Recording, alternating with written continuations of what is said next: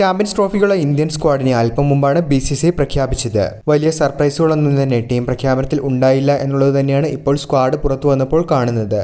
പ്രതീക്ഷിച്ചതുപോലെ KL രാഹുലിനൊപ്പം Rishabh പന്തിനെയാണ് team India രണ്ടാം wicket കീപ്പറായി പരിഗണിച്ചത്. സെലക്ഷന് ശേഷം സഞ്ജുവിനെ എന്തുകൊണ്ട് ടീമിൽ നിന്ന് ഒഴിവാക്കിയതെന്നുൾപ്പെടെ സെലക്ടർമാരുടെ ഭാഗത്തുനിന്നും നിർണായക പ്രതികരണങ്ങളും പുറത്തു വന്നിട്ടുണ്ട്. ഇതുമായി ബന്ധപ്പെട്ട റിപ്പോർട്ടുകളാണ് ഇന്നത്തെ വീഡിയോയിലൂടെ നിങ്ങളുമായി പങ്കുവയ്ക്കുന്നത്. വീഡിയോയിലേക്ക് കടക്കും മുൻപ് ഇതുപോലുള്ള ഏറ്റവും പുതിയ ക്രിക്കറ്റ് അപ്ഡേറ്റുകൾക്കായി ചാനൽ ഇപ്പോൾ തന്നെ മറക്കാതെ സബ്സ്ക്രൈബ് ചെയ്തു വെച്ചേക്കുക. ICC ചാമ്പ്യൻസ് ട്രോഫിക്കുള്ള ഇന്ത്യൻ ടീമിനെ രോഹിത് ശർമ്മ തന്നെയായിരിക്കും നയിക്കുക. ടീമിന്റെ വൈസ് ക്യാപ്റ്റനായി ശുഭ്മാൻ ഗില്ലിനെയാണ് പ്രഖ്യാപിച്ചിരിക്കുന്നത്.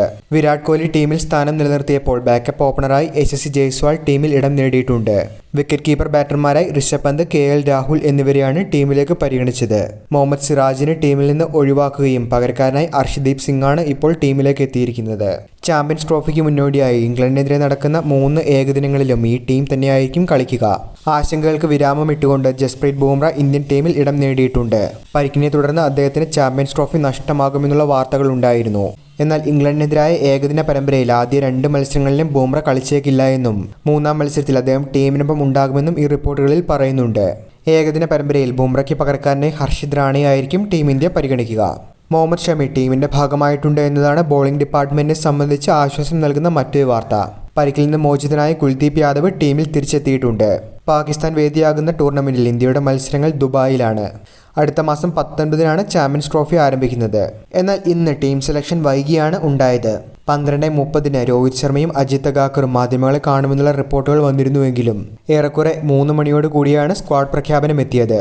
ഇന്ന് ക്യാപ്റ്റനും സെലക്ടർമാരും തമ്മിൽ നടന്ന യോഗത്തിൽ നിർണായക തീരുമാനങ്ങൾ ഉണ്ടായി എന്നാണ് ഇപ്പോൾ പുറത്തു വന്നിരിക്കുന്ന റിപ്പോർട്ടിൽ പറയുന്നത്. 20 അംഗങ്ങളടങ്ങുന്ന സ്ക്വാഡിൽ നിന്നും ഇന്ന് 5 പേരെയാണ് ഒഴിവാക്കിയത് എന്നും ഇതിനുശേഷമാണ് അന്തിമമായി 15 താരങ്ങളുടെ ലിസ്റ്റ് BCCI ഇപ്പോൾ പങ്കുവച്ചിരിക്കുന്നത് എന്നുമാണ് ഏറ്റവും പുതിയ റിപ്പോർട്ടിൽ പറയുന്നത്. മറുഭാഗത്ത് മലയാളി താരം സഞ്ജു സാംസൺ ചാമ്പ്യൻസ് ട്രോഫിക്കുള്ള ഇന്ത്യൻ സ്ക്വാഡിൽ ഉണ്ടാകുമെന്ന് തന്നെയായിരുന്നു പ്രതീക്ഷിച്ചിരുന്നത്. സമീപകാലത്തെ അദ്ദേഹത്തിന് T20യിലെ മികവ് ഉൾപ്പെടെ ഇവിടെ സെലക്ടർമാർ പരിഗണിച്ചിരുന്നു. എന്നാൽ ഇപ്പോൾ സഞ്ജുവിനെ ഉൾപ്പെടുത്താത്തതിന്റെ കാരണവും സെലക്ടർമാരുടെ ഭാഗത്തുനിന്നും ഒരു പ്രതികരണം പോലെ വന്നിട്ടുണ്ട്. 50 ഓവർ ഫോർമാറ്റിലെ ഗെയിം കംപ്ലീറ്റ്ലി ഡിഫറൻ്റ് ആണ് എന്നും സമീപകാലത്തെ 50 ഓവർ മത്സരങ്ങളിൽ സഞ്ജുവിനെ സംബന്ധിച്ച് അധികം മത്സരങ്ങൾ അദ്ദേഹം കളിച്ചിട്ടില്ല എന്നുമാണ് ഇവിടെ സെലക്ടർമാർ ചൂണ്ടിക്കാട്ടുന്നത്. വിജയ് ഹസാരെ ട്രോഫിയിലെ സഞ്ജുവിന്റെ നോൺ പാർട്ടിസിപ്പേഷൻ ഇവിടെ ചർച്ചയ്ക്ക് വന്നിട്ടുണ്ടായിരുന്നു. സെലക്ഷനിൽ ഇത് അദ്ദേഹത്തിന് വലിയ രീതിയിൽ തന്നെ ബാധിച്ചിട്ടുണ്ട്. T20 ഫോർമാറ്റിൽ നിന്നും വ്യത്യസ്തമായതിനാൽ തന്നെ ഏകദിന ഫോർമാറ്റിലുള്ള മറ്റു കളിക്കാരെ തങ്ങൾക്ക് പരിഗണിക്കേണ്ടതായി വന്നു എന്നാണ് ഇപ്പോൾ ഇതിന് മറുപടിയായി സെലക്ടർമാർ നൽകിയിരിക്കുന്നത്.